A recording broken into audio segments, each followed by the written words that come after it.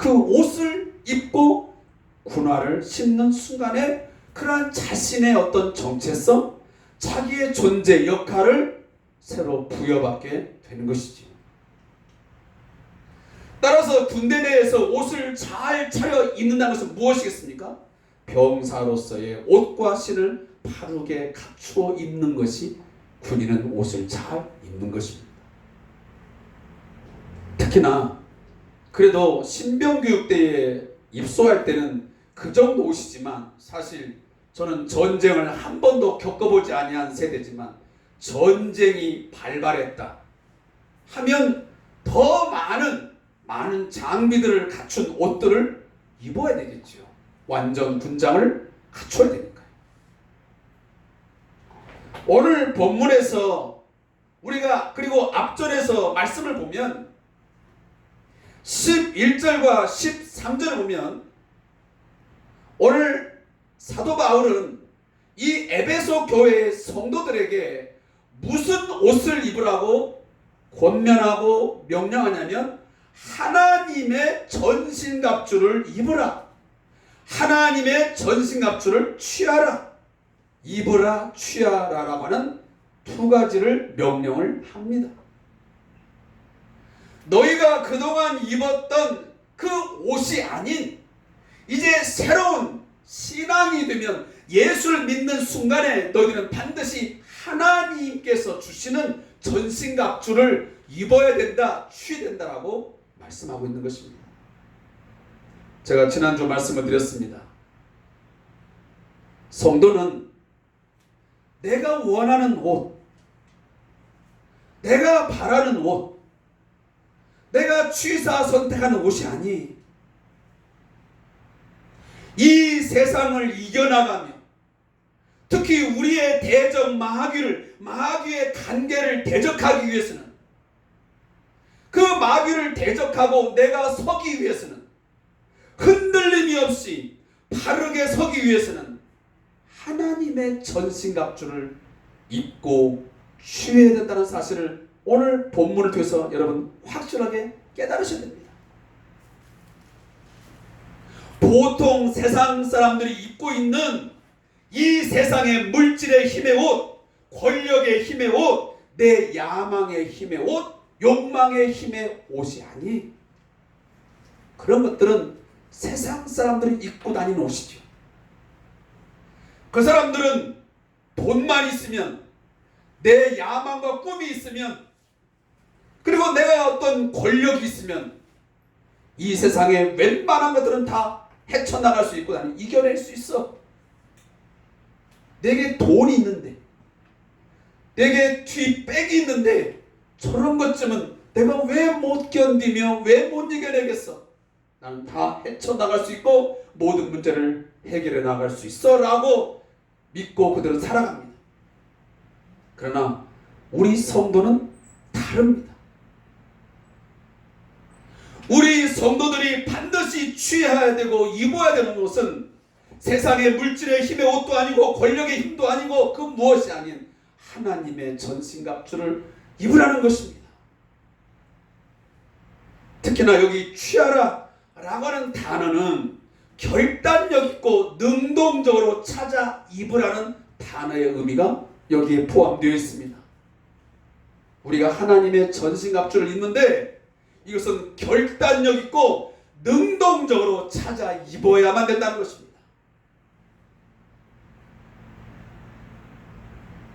그렇게 할 때에 우리는 하나님께서 하나님 나라의 군사, 예수 그리스도의 군사로서의 마땅히 입어야 할 입으로 단장되어서 그것이야말로 잘 입은 옷의 모습을 갖추게 된 것입니다.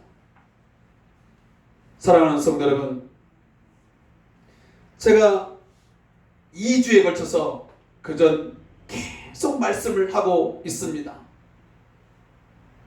우리는 단순히 이 세상의 일상적인 삶의 전쟁만 치르고 있는 게 아니,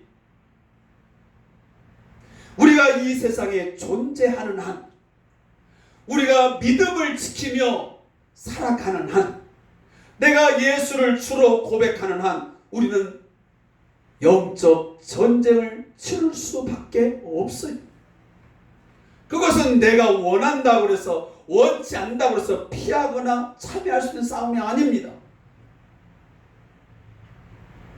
디모데전서 6장 12절에 보면 믿음의 선한 싸움을 싸우라, 영생을 취하라, 이를 위하여 네가 부르심을 받았고 많은 증인 앞에서 선한 증언을 하였도다 그랬습니다.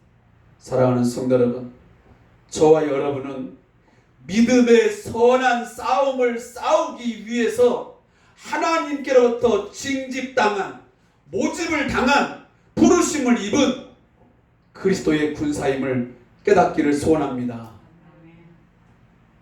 신병교육대에 입소하면 내가 누구인지 군인지를 아는 것처럼 우리도 예수를 믿어 교회 공동체에 속했으면 나는 이제 평범한 일상을 살아가는 삶이 아닌 나는 영적 전쟁을 치러야 되는, 마귀의 괴계를 대적하며 싸워야 되는 영적 군사임을 우리는 반드시 인식해야만 되는 것입니다.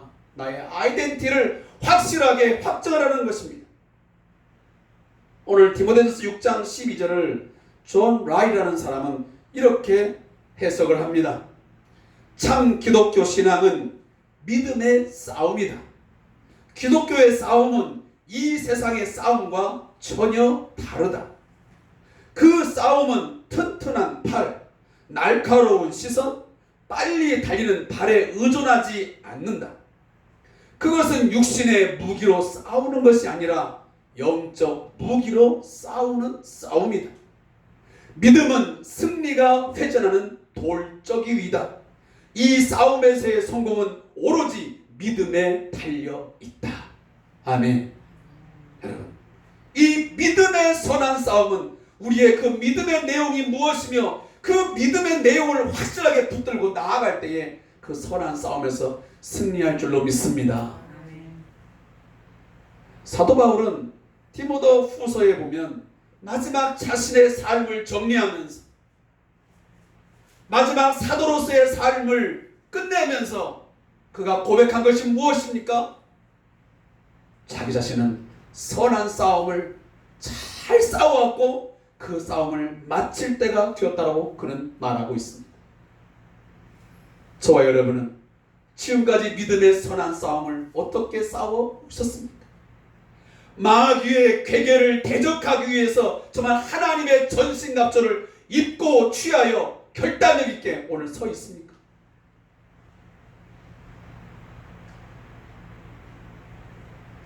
사랑하는 성도 여러분, 오늘 이 본문을 보면서 우리들이 입어야 할 하나님의 전신갑주가 무엇인지 여러분 상세하게 하나하나 잘 살펴보시고 이 옷을 반드시 잘 착용하시고 매일매일의 삶의 영적 전쟁에서 여러분 패배자가 아닌 승리자가 되어서 승리의 개성가를 부르는 저와 여러분 되시기를 소원합니다. 먼저 보면 진리의 허리띠를 띠라고 오늘 14절 말씀에 기록하고 있습니다. 우리 함께 읽어보겠습니다. 14절 시작. 그런즉 서서 진리로 너희 허리띠를 띠고. 됐습니다. 서서. 자, 여기 보면 그 허리띠에 앞에 보면 중요한 단어가 하나 써 있습니다. 서서라는 단어입니다. 여기 서서라는 말을 잘 보시면 여러분 지금 이 하나님의 전신갑주를 입는데 앉아서 입는 게 아니에요. 누워서 입는 게 아닙니다. 서서 입으라는 거예요. 이 말을 우리가 잘 연상해 보면 군인이 군복을 입고 전투화를 쓰는데 군복 입을 때 어떻게 합니까? 서서 입죠. 대부분.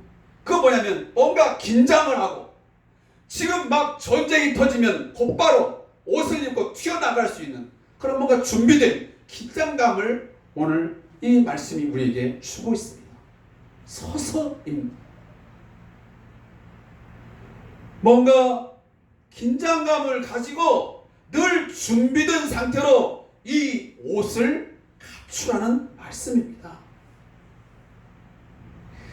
특히나 오늘 여기 진리의 허리띠라고 하는데, 허리띠는 여러분 제가 드린 주보를 보면, 주보를 보세요. 자, 주보에 보시면 하나님의 전신갑주, the four armor, 거기 나와 있죠? 자, 거기 보면 진리의 허리띠, 그거 뭐라고 쓰였습니까? 준비를 상징하는 허리띠. 어떤 상황에서도 민첩하게 움직이기 위해서 질끈 동여맨다 라고 써있습니다. 우리가 말하는 지금 우리 군대가 착용하는 허리띠하고는 다른 띠예요. 왜 그렇죠? 여기 사도 바울이 말하는 여기 지금 전신갑주는 로마 군병들이 입은 갑옷을 의미하는 거거든요. 그래서 제가 일부러 이 그림을 넣어놓지 않으면 여러분들이 상상하기 어려워서 제가 일부러 그림을 넣어놨습니다. 자, 그 허리띠가 지금 어떻게 됐습니까? 밑에까지 뭔가 축 늘어진 상태가 되어 있죠. 그리고 줄로 매어져 있고. 자, 이것은 그 밑에 부분까지, 남성들의 중요한 그 부위까지 다 가릴 수 있도록, 거기를 보호할 수 있도록 허리띠가 그렇게 만들어져 있습니다. 그래서 옷을 단단히 동이고 검까지 붙들어 맬 수 있는 그런 끈입니다. 그래서 급소 부분까지 보호하는 것이죠. 근데 이 띠는 오늘 사도 바울이 뭐라고 하냐면 진리의 허리띠라, 진리. 이것은, 이 진리는 어떤 분들은 이것을 하나님의 말씀이라고 이렇게 해석을 해놓은 분도 있던데, 제가 볼 때는 뭔가 그건 해석을 좀 잘못하고 있지 않나 하는 생각이 듭니다. 말씀은 저 뒷부분에 나옵니다. 그러면 여기 앞에 있는 이 진리라는 단어는, 그러면 사도 바울이 어떤 의미를 가지고 여기다 기록을 했을까? 라고 봤을 때 이 진리는 진실, 정직함이라는 단어의 의미로 쓰여진 것입니다. 다시 말하면 진실하지 못하면, 정직하지 못하면 우리의 믿음을 지켜낼 수가 없습니다. 우리의 신앙에서 가장 중요한 것이 많이 있겠지만 이 진실함과 순수함은 매우 중요합니다. 오늘날 보면 거짓이 판을 치는 세상입니다.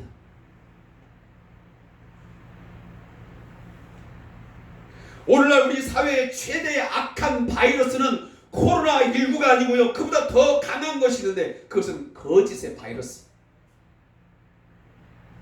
오늘날 보면 검증되지 않은 거짓 정보가 쏟아져 나오고 있습니다. 각종 SNS를 통해서 거짓 정보들이 이곳저곳에 쏟아져 퍼져가고 있습니다. 우리 사회를 병들게 합니다. 흠집을 냅니다. 남을 비방하고 흠집을 내서 악성 댓글을 달아가지고 얼마나 많은 사람들이 퍼나르고, 그것 때문에 사회가 혼란하고 갈등을 빚고 심지어 생명을 위협하는 일까지 벌어지고 있냐 그 말입니다.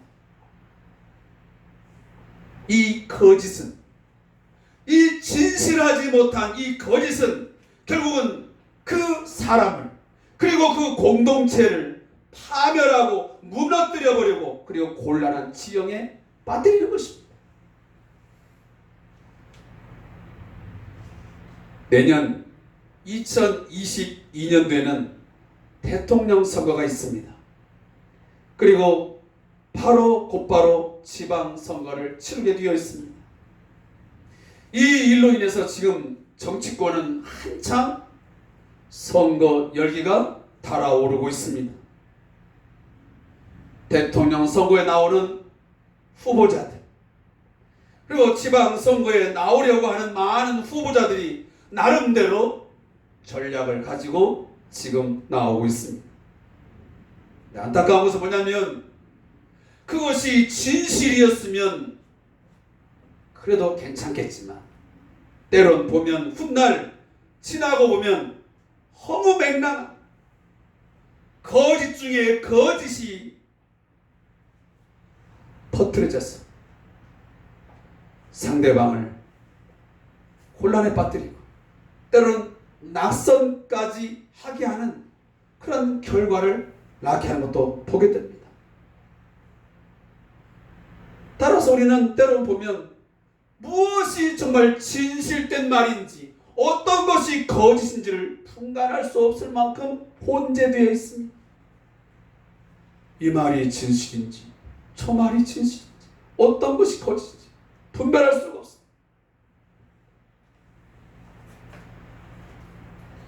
여러분 잘 알다시피 사도 바울은 디모데를 칭찬할 때에 어떤 것을 칭찬하면 너희 안에 있는 거짓이 없는 믿음, 그 거짓이 없는 진실한 믿음이 있다라고 디모데를 보고 사도 바울이 칭찬한 적이 있습니다. 사랑하는 성도 여러분, 여러분의 믿음에는 거짓이 없는 진실한 믿음이 있기를 소원합니다. 오늘날 이 믿지 못하는 불신의 시대 속에서 얼마 전까지만 해도 그런 금융권에서 교회가 대출을 받고 그리고 교회의 목사님들이 대출을 받으려면 하면 쉬웠습니다. 다 믿어줬습니다. 또 종교 지도자들이 외국을 나갈 때, 해외를 나갈 때 비자 발급을 신청하게 되면 거의 물을 것 없이 다 내주었습니다. 그러나 몇 해 전부터 우리 종교계까지 거짓이 너무 난무하니까 당신들조차도 믿지 못하겠다라는 것이 팽배해져 가지고 비자를 발급받고 또 대출을 신청하게 되면 믿지 못하는 대상이 되었다는 것을 우리는 이미 다 알고 있습니다. 여러분들은 얼마만큼 여러분 곁에 있는 사람들에게 여러분이 속한 어떤 이웃, 공동체 아니면 직장에서의 공동체 속에서 믿을 수 있는 사람입니까?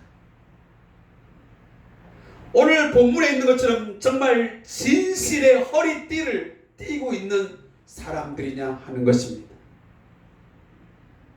마귀의 특징이 무엇입니까? 그는 거짓말장입니다.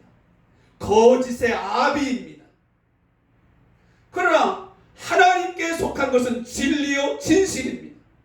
그러니 우리가 그리스도에게 속하였고 하나님의 군사로서의 징집이 되었으면 우리는 거짓을 버리고 진실에 속해야 되는 것이, 여전히 거짓의 옷을 벗어버리지 못하고 지금도 거짓의 옷을 입고 있다면 이건 분명 우리가 영적 전쟁에서 패배할 수밖에 없는 것입니다.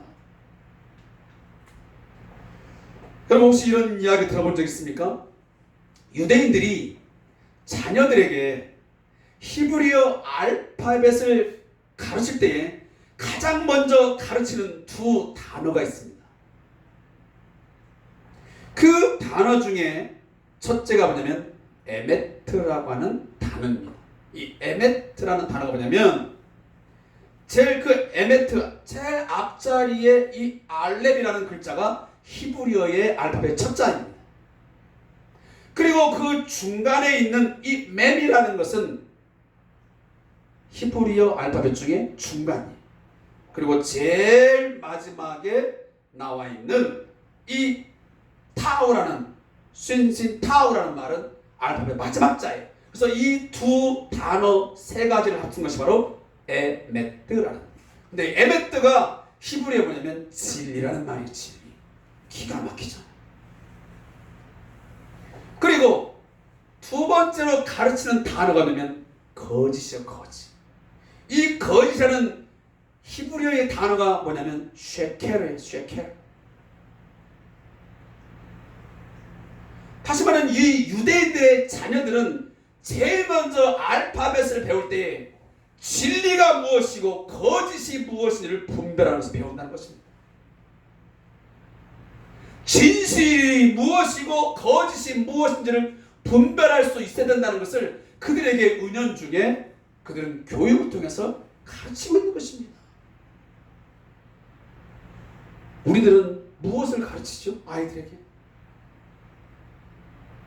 정말 이 세상을 살면서 진실과 정직을 가르치고 거짓과 기만, 위선을 가르치고 하면서 그것을 분별할 수 있는 능력을 가르칩니까? 아니면 태어나자마자 우리는 때로는 돈 버는 기술, 어떻게 하면 출세하면서, 어떻게 하면 남을 기만하고 거짓을 일삼아서 위선을 해서라도 뭔가 높은 자리, 많은 것을 취하는 것에만 우리는 교육에 몰두하지 않습니까? 사랑하는 성도 여러분, 거짓말은 어느 순간에 가면 반드시 드러나게 되어 있습니다. 진실은 드러나는 것입니다. 우리가 세월호 사건을 우리가 경험하면서 많이 썼던 말이 무엇입니까? 진실은 반드시 떠오른다는 것입니다. 그 배는 가라앉고 아이들은 가라앉는지 모르겠지만, 그러나 그 사건의 진실만큼은 시간이 지나면 떠오르게 되어 있고 드러나게 된다는 것입니다. 역사는 흐르면 진실은 밝혀지는 것 아니겠습니까? 사랑하는 성도 여러분, 이 영적 전쟁에서 마귀의 그 간사한 꾀, 그 거짓의 꾀, 그런 것들은 드러나는 거예요. 그러나 끝까지 서 있는 사람, 끝까지 이 영적 전쟁에서 승리하는 사람은 정직한 사람이요, 진실한 사람이에요. 진실된 믿음을 소유한 자는 반드시 그 영적 전쟁에서 서게 되는 줄로 믿습니다. 어제는, 지금까지는 어떠했을지라도 오늘부터는 우리의 신앙의 삶을 정직하게 살아갈 수 있기를 바랍니다. 진실하게. 그래서 진실의 허리띠를 뚫고 여러분 살아갈 수 있어야 됩니다. 두 번째는 의의 호심경이라는 것입니다. 여기 의의 호심경, 옛날 우리 성경 보면 이 호심경이라는 말을 흉배라 이렇게 우리가 원래 번역을 했습니다. 근데 이 흉배라는 말이 좀 어렵다 보니까 다시 호심경을 했는데, 자 여러분 다시 한번 추보를 또 보겠습니다. 자 추보에 보시면, 자 호심경 그림이 보이시죠? 자 그러면 뭐라고 써 있습니까? 중요한 장기들을 보호하는 흉배, 가장 중요하기 때문에 구원의 뿌리인 예수 그리스도 그 자체를 붙들어야 한다고 하셨습니다 라고 거기에 지금 해석이 붙어 있습니다. 옛날 우리 이순신 장군, 또 뭐 권율 장군, 이 장수를 입었던 갑옷을 연상시키면 좀 비슷하게나마 연상할 수 있는 단어라고 생각이 됩니다. 이것은 목에서 허벅지까지 가려주는 그런 장비입니다. 그래서 가슴과 폐를 철저히 보호하는 역할을 하게 되는 것이지. 그러면 우리의 신앙에 있어서 가슴과 폐를 보호할 만큼 매우 중요한 것이 뭐냐라고 했을 때 의라는 거예요. 의. 그 의를 뭐라 하면 첫째로 하나님이 주시는 칭의예요. 하나님은 우리에게 주시는 의로움. 하나님께서 너는 의로워, 너는 의롭다 칭함을 우리가 어떻게 얻었습니까? 내가 선한 행위를 했어요? 내가 착하게 살았어요? 내가 의롭게 살았어요? 아닙니다. 로마서에 보면 사도 바울이 우리 그리스도인들, 예수 믿는 자들이 의롭게 된 것은 철저하게 예수님의 십자가의 죽으심과 부활 때문에 얻어졌다고 말씀하고 있습니다. 예수님이 우리의 죄를 대신하여 십자가에 죽어주심으로, 그 죄를 다 해결해 주심으로, 죄의 문제, 사망의 문제를 해결해 주심으로 우리에게 하나님의 의가 덧입혀진 거예요.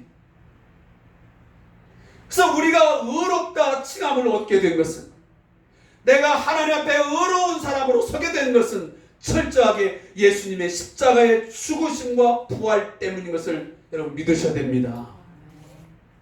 오늘 제가 운전을 하고 오다 보니까 방송에서 이런 말 나오더라고요. 그 어떤 사람이 등장할 때마다 나오는 노래가 하나 있어요. 여러분 덕분에라는 노래 아십니까? 덕분에. 잘 모르면 한번 인터넷에 들어가 보세요. 목사님 저는요 찬송가밖에 안 들어요. 그런 말 하면 제가 꿀밤만 때립니다. 자, 그 덕분에라는 말을 하면서 그런저런 이야기 하더라고요. 누구나 이 세상에 존재하는 사람은 누군가의 덕분을 입지 아니하면 존재할 수 없다. 부모님 덕분에, 이웃 덕분에, 그 누군가의 덕분에 내가 오늘도 살아가고 내가 오늘도 안전한 삶을 살아가는 것이라. 우리들이 오늘도 하나님 앞에 의로운 자로 내가 하나님의 거룩한 백성, 하나님 나라의 백성으로 서게 된 것은 하나님의 은혜 덕분인 줄로 믿습니다. 예수님이 내 대신 우리 대신 십자가의 그 고통의 죽음, 저주의 죽음을 죽어주신 그 덕분에 우리가 의롭다 칭함을 얻게 된 것입니다. 그거 우리가 보통 이신칭의라 그래요. 그를 믿음으로, 십자가의 죽음을 맞이한 그 예수를 믿음으로 칭의, 의롭다 칭함을 얻게 된 것이죠. 그런데 여기 나오는 이 의라는 말은 단순히 그것만을 말하지 않아요. 두 번째는 성도의 의로운 삶까지도 포함하고 있습니다. 우리가 예수의 십자가의 죽으심과 부활로 말미암아 의로운 사람으로, 의로운 백성으로 거듭났으면 너는 의로운 자야 라고 칭함으로도 의인 되었으면 이제는 의인에 걸맞는 삶도 살아야 되는 거예요. 그게 책임 있는 삶이고 하나님의 자녀로서의 의무를 감당하는 삶인 것이지요. 그런데 오늘 우리 성도들의 가장 큰 문제점이 뭐냐면, 가장 큰 약점이 뭐냐면 의롭다 칭함을 받았다는 사실은 믿고 감사하는데 나 같은 죄인이 하나님의 은혜로 예수의 피공로로 내가 의로운 사람으로 취급되어지고 법정적으로 내가 선언이 되어 하나님의 자녀가 되었는다는 사실은 내가 믿고 있는데, 너무도 감격하고 있는데 그 다음이 문제예요. 다음이 문제야. 그 다음에 의인을 증명할 수 있는 삶이 약하다는 거야. 약해.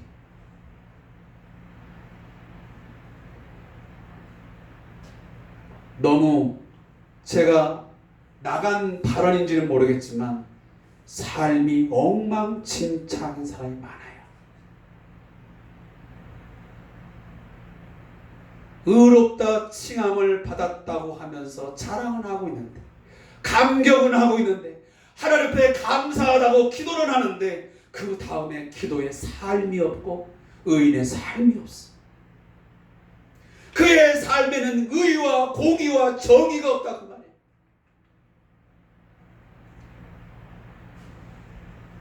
여러분, 팀 켈러라고 하는 목사님이 있습니다. 미국에. 이 팀 켈러 목사님이 쓰신 정의란 무엇인가 라고 하는 책이 있습니다. 그분은 거기에서 성경적 정의란 십자가로 구원받은 사람들이 그 은혜로 이웃과 올바른 관계를 맺어가는 것이라 라고 정의합니다. 이 말이 무슨 말인지 여러분 이해 가십니까? 우리가 하나님 앞에 정의로운 삶, 공의로운 삶을 살아간다고 하는 것은 이웃과 올바른 관계를 맺어가는 것을 포함한다는 것입니다.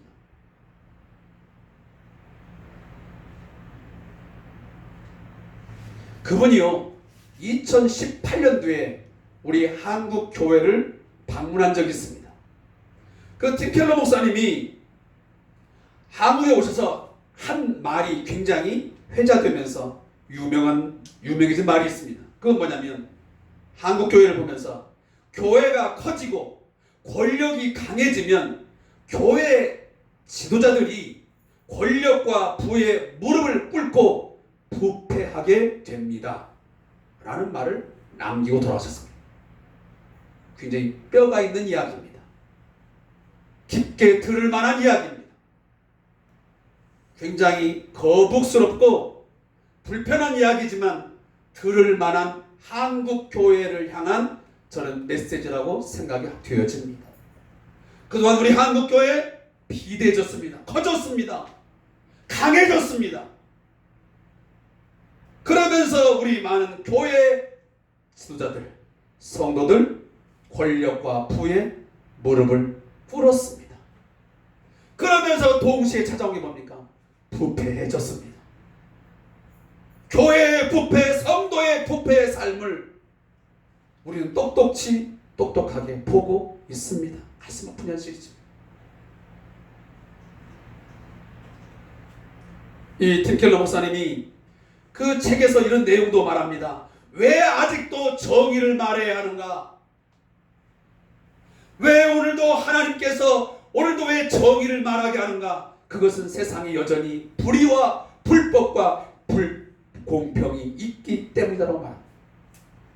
그리고 무엇보다 하나님은 그런 것을 싫어하시는 정의의 하나님이시기 때문이다라고 말합니다.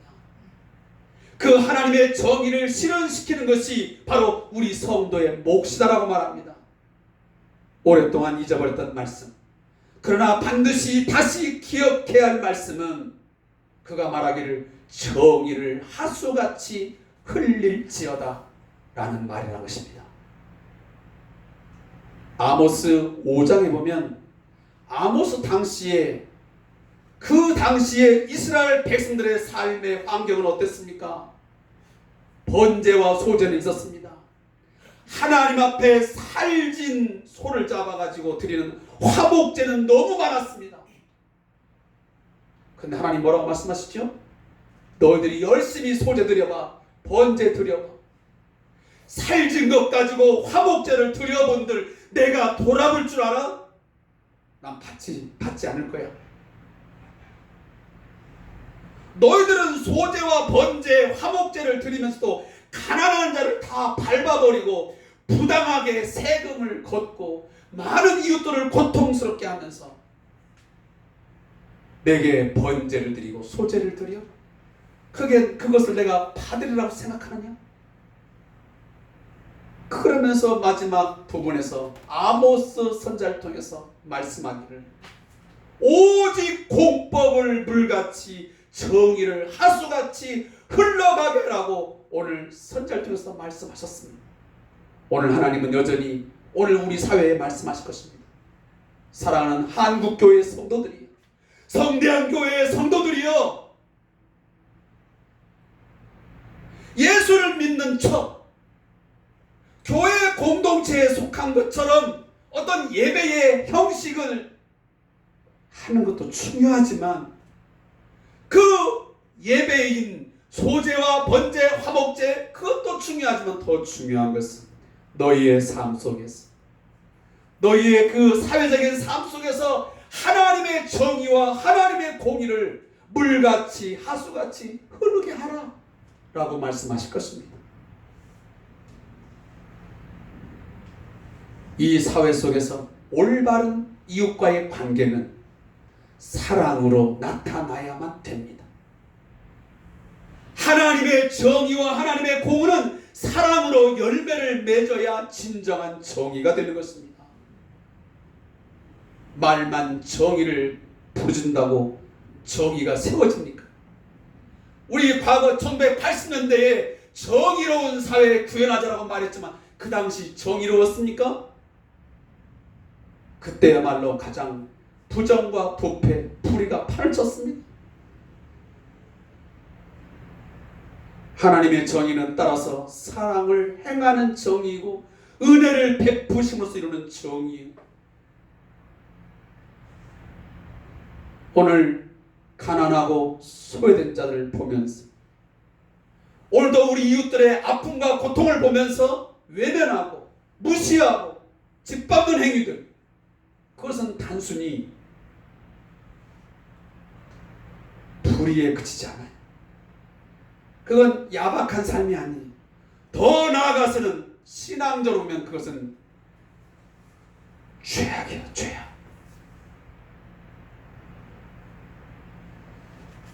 예수를 안 믿는 사람들은 뭐라고 말합니까? 가난한 자를 보고 돌아보지 아니하면 참 인색하네, 왜 이렇게 구도새처럼 살아? 라고 하면서 핀잔하는 걸 끝납니다. 그렇지만 우리 믿는 자들이, 성도들이 이 영적 전쟁 같은 상황 속에서 가난하고 소외된 사람들을 돌아보지 아니하고 그들에게 눈길을 주지 아니하고 무시하는 것은 단순히 인색한 정도가 아니고 그건 하나님 앞에 불의한 것이고 그런 죄를 짓는 것이라는 말씀입니다. 사랑하는 성도 여러분, 오늘날 불의가 판을 치고 불법이 판을 치는 세상 속에서 여러분, 의의 흉배, 하나님의 의를 가진 자로서 하나님의 정의와 하나님의 공의를 내 삶을 통해서 우리의 가족, 때로는 우리가 속한 직장에서 우리의 이웃과의 관계 속에서 세워갈 수 있기를 주의 이름으로 축복합니다. 사도행전 2장에 보면 초대교회 성도들은 그처럼 그들은 이웃과의 관계 속에서 하나님의 정의를 사랑으로 실천하면서 세워갔습니다.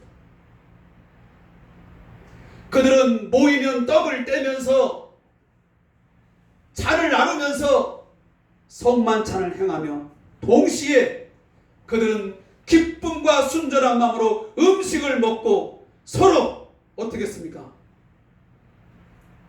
떡을 나누었고 서로의 물질을 나누면서 서로 통용하면서 재산과 소유를 필요를 따라 나누어주면서 살았습니다. 그게 바로 기독교적인 정의요 공의인 것입니다. 세 번째는 평안의 복음의 신을 신는 것입니다. 여기 보면 복음의 신이라고 했어요. 복음의 신.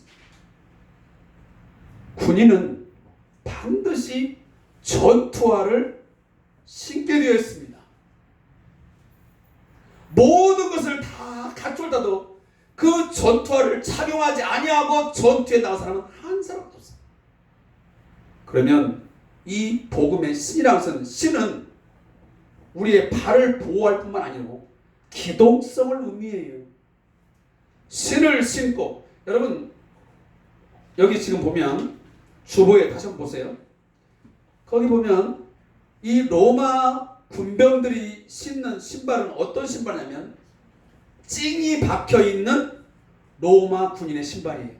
찡이 박혀 있어요. 이거 왜 그럴까요? 우리가 야구 선수나 축구 선수들이 이 신발의 발바닥에다가 찡을 박아 놓거든요. 그건 왜 그렇습니까? 걸어갈 때에 미끄러지지 않냐고 빨리빨리 걸어가기 위해서 그 찡을 박아서 신발의 기능을 더 향상시키는 것입니다. 따라서 이 로마 군인들도 이 신발을 신음을 통해서 미끄러지지 않도록 이 군화를 그렇게 착용을 합니다.